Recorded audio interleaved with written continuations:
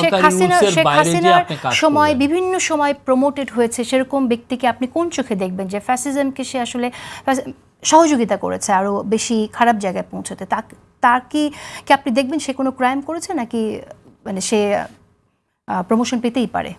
না, আমি প্রমোশন কে কিভাবে পাচ্ছে ওই পুরো জিনিসটা যদি আপনি ইনভেস্টিগেট করতে যান, it takes a lot of years.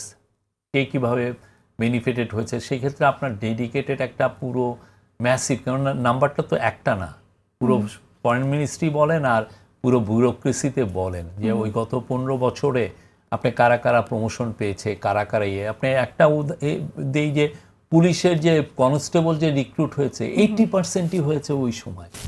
দেখেন আপনি 80%-এর এগেনস্টে কি ব্যবস্থা নেবেন? আমরা তো জানি এর মধ্যে অনেক ছাত্রলীগের ছেলে মেয়ে বা আওয়ামী লীগের ছেলে মেয়ে বা অনেক ক্ষেত্রে ভুয়া মুক্তিযোদ্ধার নাতিপুতিরাও ওগুলো পেয়েছে। এগুলো করার মতো যে আপনার ইনভেস্টিগেট করার মতো যে আপনার মেশিনারি, হ্যাঁ, বা ইন্টেলিজেন্স মেশিন, সেটা আমাদের নাই।